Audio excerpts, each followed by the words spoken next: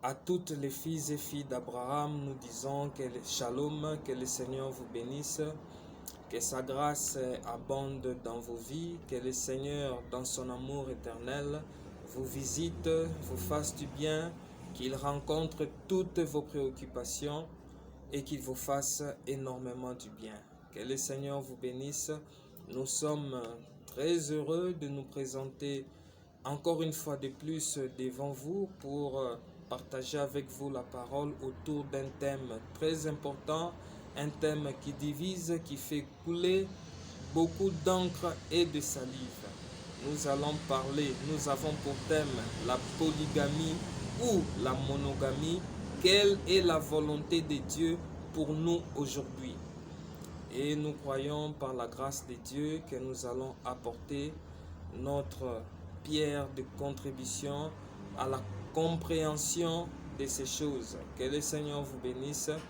Avant toute chose, nous allons remonter à l'origine. Nous allons tenter de comprendre où et quand est née la polygamie, où et quand est née la monogamie. Nous allons bien sûr commencer par la monogamie. Pour cela, nous allons remonter au commencement. La Bible nous dit qu'au commencement, Dieu fit un homme, Adam, qu'il plaça dans le jardin d'Éden. Après l'avoir placé dans le jardin d'Éden, la Bible nous dit dans Genèse chapitre 2, verset 19, Dieu constatera qu'il n'est pas bon que l'homme soit seul et Dieu décide de lui faire une aide semblable à lui. Alors dans Genèse chapitre 2, du verset 21 au verset 24, la Bible nous dit que Dieu fit tomber l'homme dans un profond sommeil et il sortit de l'homme une côte et il fit une femme. Dieu n'a pas sorti deux côtes mais une seule côte et il n'a pas fait deux ou trois femmes mais il fit une seule femme pour Adam.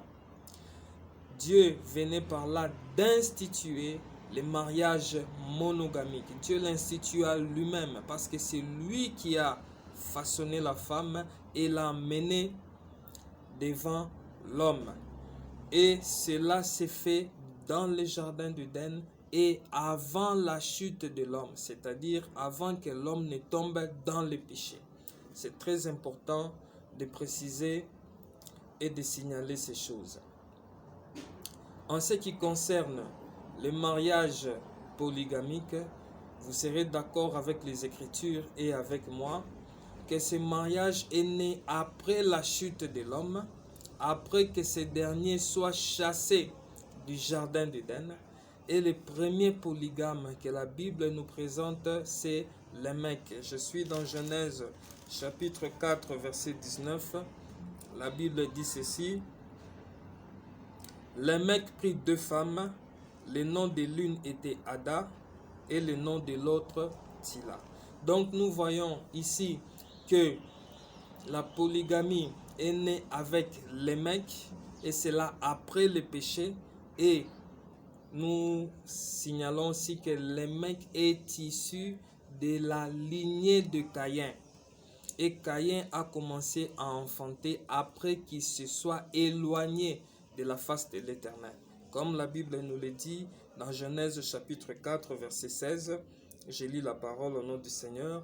Puis Caïn s'éloigna de la face de l'Éternel et habita dans la terre de Nod, à l'orient d'Éden.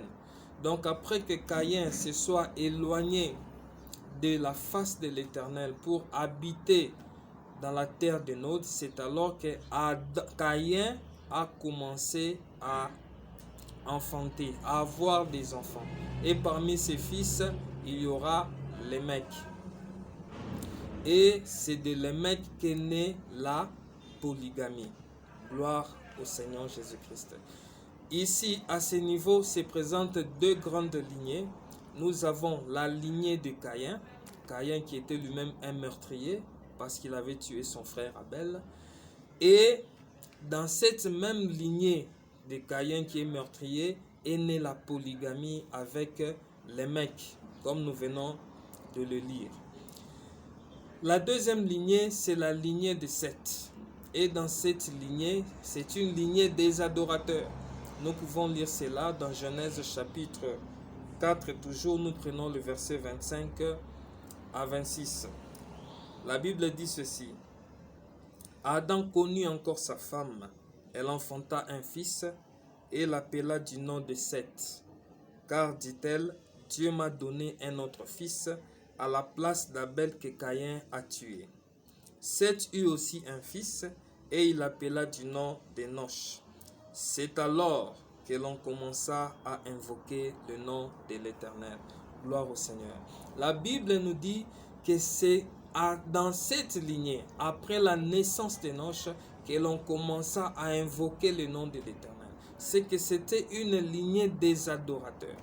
Donc nous avons deux lignées, nous allons y revenir et vous allez comprendre par la grâce de Dieu pourquoi nous précisons ces choses, car cela est très important.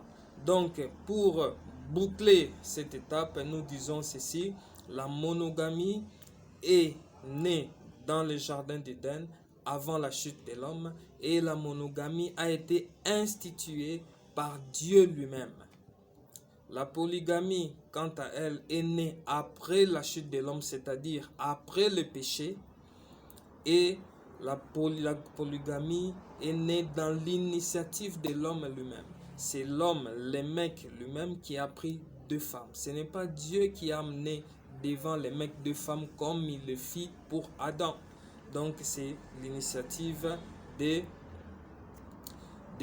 l'homme lui-même. Voilà la différence quant aux origines de ces deux choses.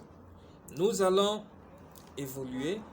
Vous remarquerez, dans la suite des temps, le genre humain va se corrompre à cause de la méchanceté des hommes grandissante.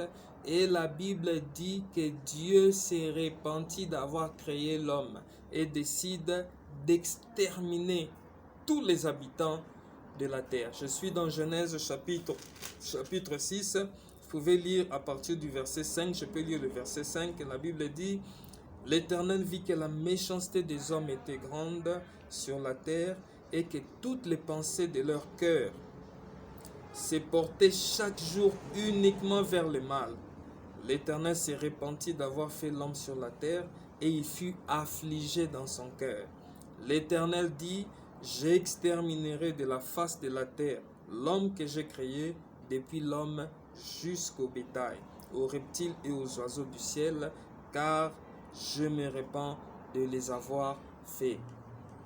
La méchanceté des hommes devenait tellement grandissante que Dieu décide maintenant d'exterminer l'homme de la surface de la terre, l'homme et les animaux. Mais remarquez, il y a un homme qui va trouver grâce devant Dieu. Cet homme s'appelle Noé. La Bible dit: Dieu trouva un homme juste et intègre devant lui. Je suis dans Genèse chapitre 6 à partir du verset 8 jusqu'au verset 9. Dieu a trouvé un homme, Noé, qui était juste et intègre devant lui. Et cet homme était issu de la lignée de Seth. Gloire au Seigneur. Nous pouvons le voir dans Genèse chapitre 5 à partir du verset 6 jusqu'au verset 32, où la Bible nous montre la postérité de Seth, la descendance, la lignée de Seth. Et au verset 32, la Bible parle de Noé. Voilà, Noé ne pouvait sortir que de cette lignée, car c'est dans cette lignée qu'on invoquait le nom de l'Éternel. Gloire au Seigneur. Et quand Dieu choisit Noé, vit Noé juste et intègre devant lui, Dieu fit alliance avec Noé. Et Dieu décide d'exterminer tous les hommes de la terre, excepté Noé et sa famille et quelques animaux. Dieu va prendre de chaque animal de la terre, Dieu va prendre deux espèces, un mâle et une femelle. Vous serez d'accord avec moi que Dieu voulait restaurer les choses pour ôter la méchanceté et la violence au devant de sa face.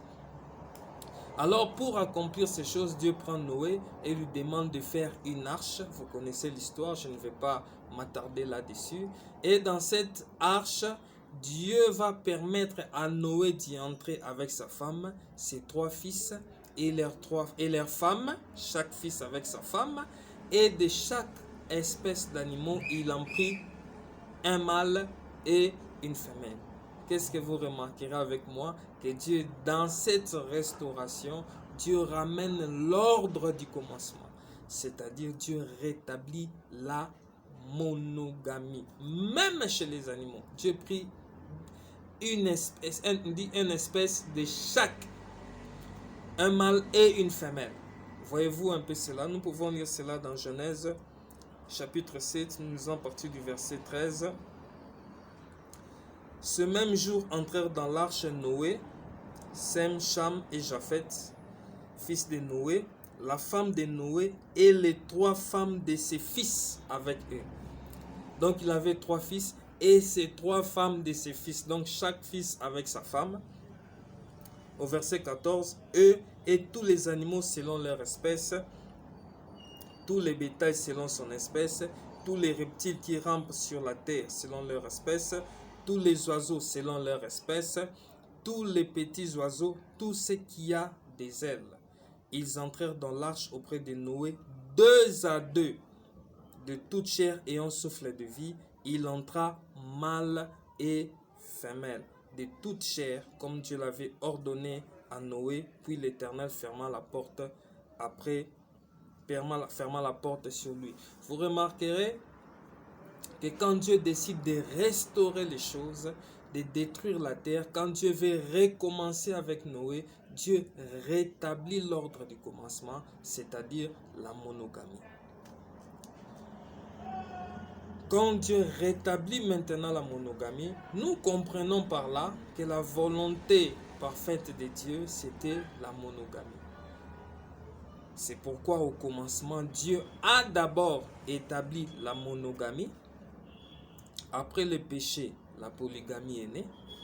Et comme la méchanceté, la violence devenaient grandissantes, Dieu décide d'exterminer les hommes de la face de la terre et de restaurer un monde nouveau avec Noé. Et dans cette restauration, Dieu rétablit à nouveau l'ordre du commencement, c'est-à-dire la monogamie. Gloire au Seigneur. Après le déluge, vous remarquerez avec moi, vous serez d'accord également avec les Écritures, qu'après le déluge, la méchanceté des hommes va renaître. La violence et consort. Et ensuite, la polygamie aussi va refaire surface. Gloire au Seigneur. C'est pourquoi vous verrez, la Bible nous parle d'abord d'Abraham, qui n'avait qu'une femme, qui avait un mariage monogamique. Mais puisqu'il n'arrivait pas à enfanter, Abraham écouta sa femme et Abraham prit sous le conseil de sa femme une autre femme qui est Agar, sa servante, pour qu'il puisse lui donner un enfant. Nous voyons la polygamie aussi avec Ésaü, qui avait pris 2 femmes, et puis finalement Jacob, jusqu'à ce que la polygamie soit érigée comme une loi en Israël. Gloire au Seigneur. Et quand cette polygamie a été érigée comme loi en Israël, parce que c'est Dieu qui avait donné la loi, nous voyons cela dans Deutéronome chapitre 21 verset 15. Vous pouvez lire également Exode chapitre 21 verset 10, où le Seigneur, à travers la loi, est en train de mettre de l'ordre, en fait, de coordonner ces choses en ce qui concerne la polygamie. Voilà. Maintenant, comme la polygamie a été érigée comme loi en Israël, c'est que ce n'était plus un péché d'avoir plusieurs femmes. C'est pourquoi vous verrez David, vous verrez Salomon et les autres rois prendre plusieurs femmes, et Dieu ne les avait jamais reproché cela parce que c'était une loi en Israël. Maintenant, la question que vous vous posez est celle de savoir, Aujourd'hui maintenant, est-ce que la polygamie est autorisée comme ce fut le cas au temps de la loi? Puisque dans la loi, la polygamie avait été érigée comme principe, comme loi. Au temps de la loi comme dispensation, la polygamie était érigée comme loi. Et ce n'était pas un péché d'avoir plusieurs femmes. Mais maintenant, la question qu'on doit se poser aujourd'hui, dans ces temps de la grâce, est-il autorisé d'avoir plusieurs femmes, comme ce fut le cas du temps de la loi?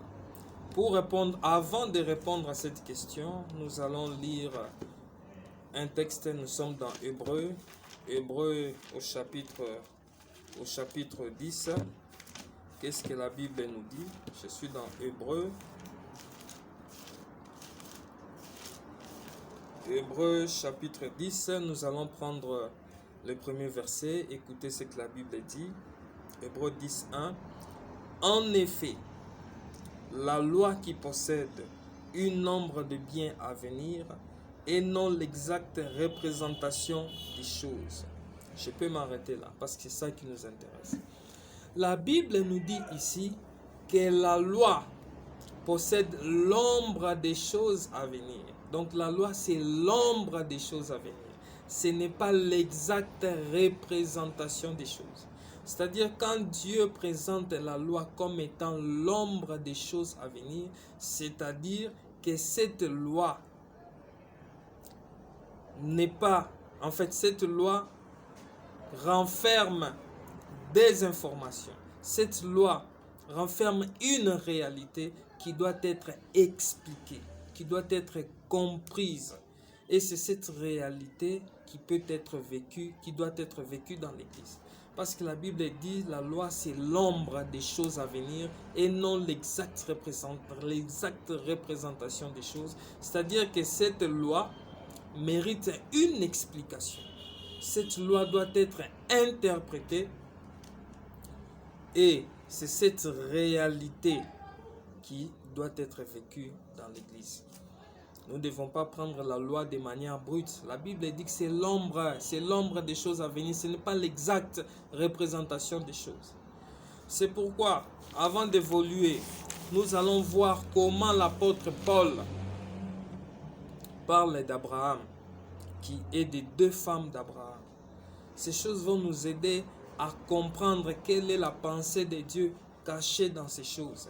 Nous sommes dans Galates chapitre 4. Nous allons lire Galates chapitre 4. Que Dieu nous soit favorable. Galates chapitre 4, nous allons lire à partir du verset... Excusez-moi. Oh, j'étais dans Galates chapitre 3. Voilà pourquoi. Voilà. Galates chapitre 4, à partir du verset 21. La Bible dit ceci. Dites-moi, vous qui voulez être sous la loi, ne comprenez-vous point la loi? Car il est écrit qu'Abraham eut deux fils. Un de la femme esclave et un de la femme libre. Mais celui de l'esclave naquit selon la chair et celui de la femme libre en vertu de la promesse. Ces faits ont une valeur allégorique car ces femmes sont des alliances. Écoutez comment l'apôtre Paul présente les choses. Il dit ces faits, le fait d'Abraham d'avoir deux femmes, Agar et Sarah, il dit que ces faits ont une valeur allégorique, c'est-à-dire que c'est une parabole. Ces choses doivent être expliquées. Et l'apôtre Paul renchérit en disant que ces deux femmes symbolisent deux alliances. Oh, gloire au Seigneur. Quand Abraham se met à parler de ces femmes, l'apôtre Paul se met à parler de ces femmes, l'apôtre Paul nous dit que ces deux femmes symbolisent deux alliances. Vous me suivez? Ces deux femmes symbolisent deux alliances. Voilà. Donc, quand Abraham prend deux femmes, Nous, aujourd'hui, quand nous lisons ces choses, nous devons comprendre que ces deux femmes ne sont pas un modèle pour nous, pour qu'aujourd'hui nous puissions prendre deux femmes en se servant d'Abraham. Non. Quand Dieu parle de ces choses, c'est l'ombre des choses à venir. Dieu veut nous enseigner. Il y a une instruction derrière ces choses. Et c'est ce que l'apôtre Paul nous explique ici. Il dit que ces deux femmes symbolisent deux alliances. Or, Abraham n'est qu'un matériel didactique que Dieu utilise pour parler de lui-même. Quand Abraham va avec Sarah, quand Abraham est avec Sarah sans que cette dernière ne lui donne des enfants, cela parle de Dieu qui marche avec un peuple Israël dans la loi, dans l'alliance de la loi. C'est ça Abraham qui va vers Sarah. Or, quand Abraham va vers Sarah, Sarah ne lui donne pas des enfants. C'est-à-dire, Dieu dans l'alliance de la loi, c'est là l'Israël n'a pas manifesté la vie de Dieu. Or, donner un enfant, c'est manifester la vie. Selon qu'il est écrit, c'est lui qui a le fils à la vie. Donc le fait que Abraham, Sarah plutôt, ne lui donne pas des enfants, c'est l'image d'Israël au temps de la loi. Quand Dieu marchait avec eux, Israël n'a pas manifesté la vie de Dieu. C'est-à-dire, Israël n'a pas produit les fruits de la repentance. C'est pourquoi Abraham doit laisser Sarah pour aller vers Agar. C'est Dieu maintenant qui se tourne vers nous, les gens des nations, dans cette alliance de la grâce. Quand Dieu vient vers nous, c'est Abraham qui va vers Agar. Et Agar enfante un fils. C'est-à-dire quand Dieu vient vers nous en ces temps de la grâce, nous manifestons la vie de Dieu, nous croyons en lui, nous manifestons les fruits de la repentance. Après avoir fini avec nous les jours de l'enlèvement, Dieu va retourner encore vers Israël. C'est ça Abraham qui retourne à nouveau vers Sarah. Et cette fois, Sarah va avoir un fils. C'est-à-dire après l'enlèvement de l'Église, quand Dieu va retourner vers Israël, c'est alors qu'ils croiront en lui. C'est alors qu'ils vont manifester la vie de Dieu. C'est ça Sarah qui enfante. C'est pourquoi l'apôtre Paul nous présente ces choses comme deux alliances. Et c'est ce qui se passe dans ces deux alliances. L'alliance de la loi d'une part et l'alliance de la grâce. Là, c'est en ce qui concerne Abraham. Vous verrez que la même chose, nous le voyons avec Jacob. Jacob qui a pris deux femmes. Vous serez d'accord avec les Écritures que lorsque Jacob est allé chez Laban, Jacob en réalité, Jacob est allé chez Laban pour Rachel, la femme qu'il aimait. Il a travaillé 7 ans pour Rachel. Au bout de 7 années, au lieu qu'on lui donne Rachel, dans la nuit, Laban lui donne Léa. Jacob passe toute la nuit avec Léa et le matin, Jacob va retourner vers Laban pour demander la femme Rachel. Et Laban va lui demander de travailler à nouveau cette année pour qu'il lui donne Léa.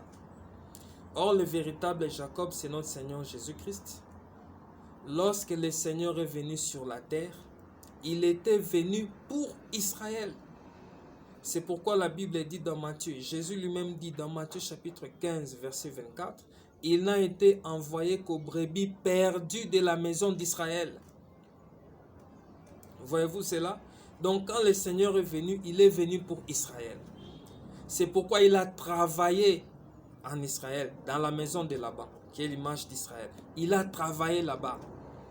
Il a guéri les malades, il a prêché la bonne nouvelle, il a ouvert les yeux des aveugles, il a ressuscité les morts. C'est ça le travail qu'il a fait en Israël.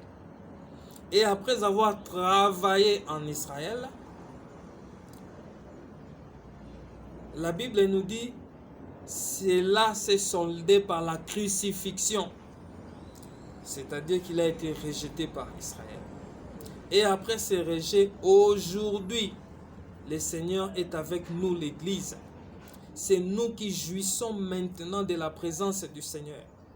C'est ça, Jacob qui passe la nuit avec Léa.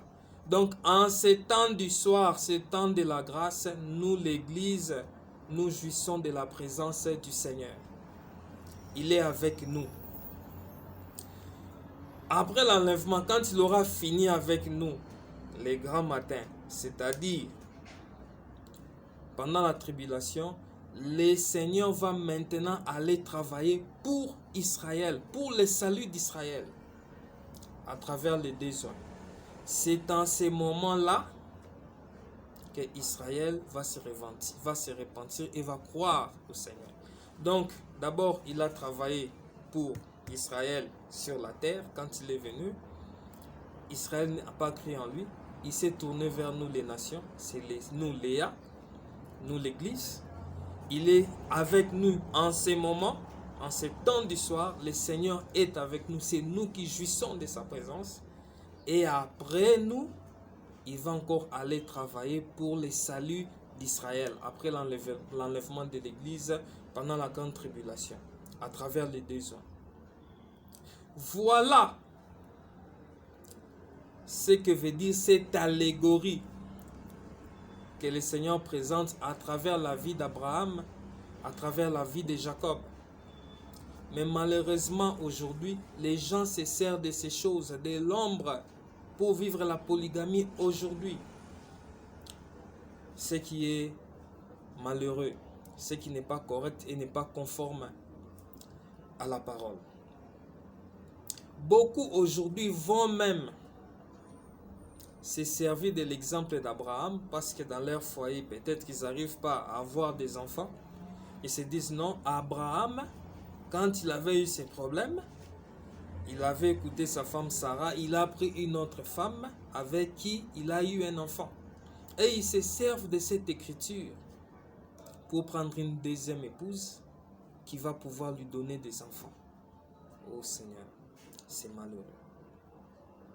Vous serez d'accord avec les Écritures que lorsque Abraham avait pris une deuxième femme parce qu'il avait écouté Sarah, sa femme. Je suis dans Genèse chapitre 16, au verset 2.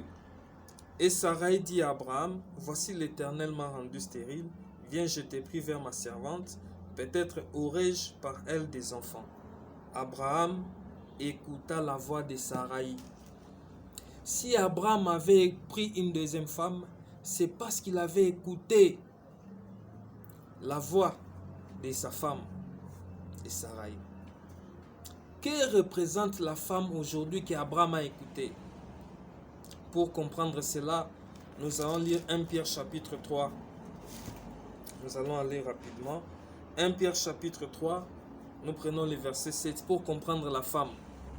1 Pierre chapitre 3 verset 7, la Bible dit: Marie, montrez à votre tour de la sagesse dans vos rapports avec votre femme, comme avec un sexe plus faible. Ici, l'apôtre Pierre nous présente la femme comme la faiblesse. Voyez-vous un peu cela? Il dit montrez de la sagesse dans vos rapports parce que c'est un sexe faible. C'est que la femme, c'est la faiblesse. Et Matthieu chapitre 26, verset 41 va nous expliquer la faiblesse. Matthieu 26, 41, la Bible dit ceci: veillez et priez afin que vous ne tombiez point en tentation. L'esprit est bien disposé, mais la chair est faible. Ah, gloire au Dieu. C'est que la faiblesse, c'est la chair. Présente la femme comme la faiblesse, et la faiblesse, c'est la chair. Donc la femme, c'est la chair. C'est pour dire que celui qui écoute la chair se lance dans la polygamie. Celui qui est charnel se lance dans la polygamie. Abraham a écouté la femme et il a pris une deuxième femme. Il est devenu polygame. Mais cet acte n'a pas plu à Dieu, parce que lorsqu'on écoute la chair, on ne plaît pas à Dieu, parce que la chair est ennemie avec l'esprit. Ils ont des désirs qui ne marchent pas ensemble. Voyez-vous cela? Donc nous disons que c'est lui qui écoute la chair. C'est celui qui se lance dans la polygamie. Ceux qui sont charnels se lancent dans la polygamie. Mais un homme spirituel ne peut pas être polygame. Parce qu'un homme spirituel n'écoute pas la chair. Un homme spirituel, c'est celui qui est conduit par l'Esprit de Dieu. Gloire au Seigneur. Comme nous avons dit que la loi, c'est l'ombre des choses à venir et non l'exacte représentation des choses, c'est que la loi cache une pensée. La pensée de Dieu est cachée dans ces choses. Dieu n'a pas permis que ces gens aient des femmes pour nous servir d'exemple. Non, non, mais c'est un enseignement, une instruction que nous devons tirer de ces choses. Nous pouvons parler rapidement, parce que nous n'avons plus beaucoup de temps, de David, le cas de David. Comment David a eu sa première femme? D'abord, le roi promet, dit, c'est lui qui va vaincre Goliath. Je lui donnerai ma fille en mariage. Donc David, pour avoir la femme, il devait vaincre Goliath.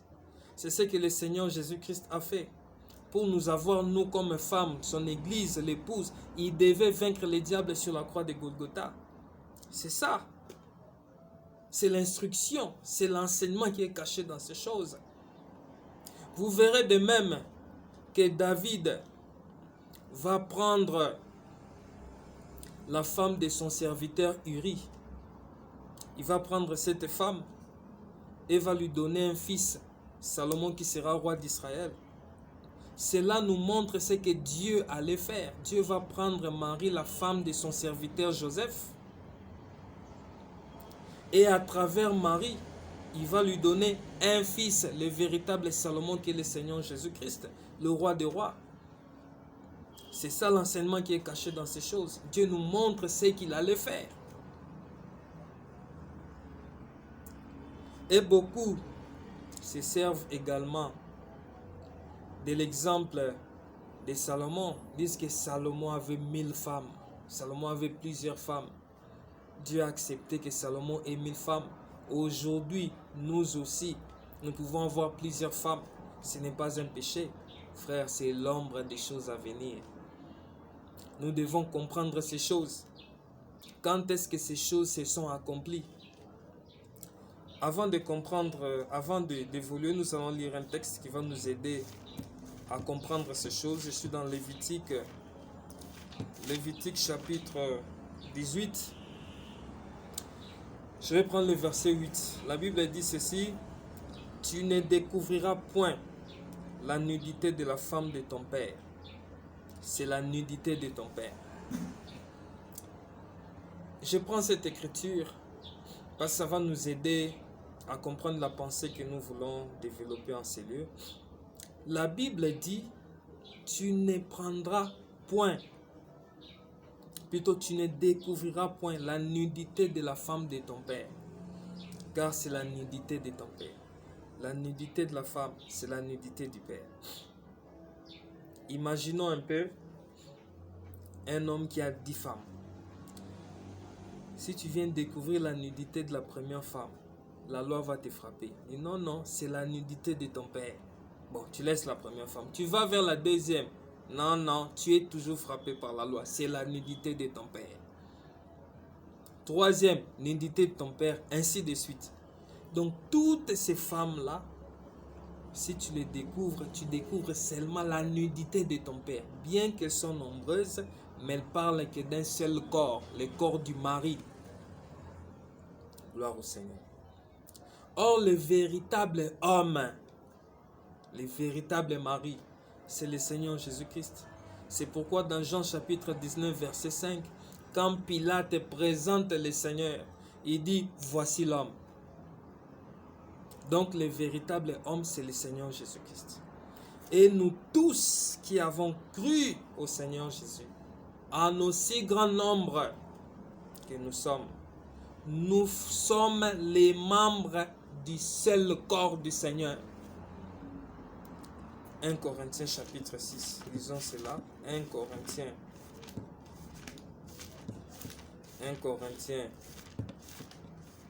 chapitre 6,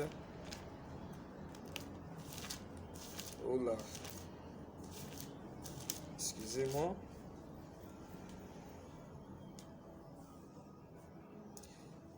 « 1 Corinthiens chapitre 6, verset 15. La Bible dit, « Ne savez-vous pas que vos corps sont les membres de Christ ?» Gloire au Seigneur. La Bible dit, « Nos corps sont les membres de Christ. » Et la Bible ajoute dans Colossiens que nous sommes, l'Église, c'est le corps du Christ. Mais l'Église est composée de qui? De plusieurs membres. Aussi grand nombre que nous sommes les membres de ce seul corps, qui est le corps d'Église, du corps de Christ, l'Église, dont Christ est lui-même la tête. C'est lui le véritable Salomon. Toutes ces femmes, c'est nous.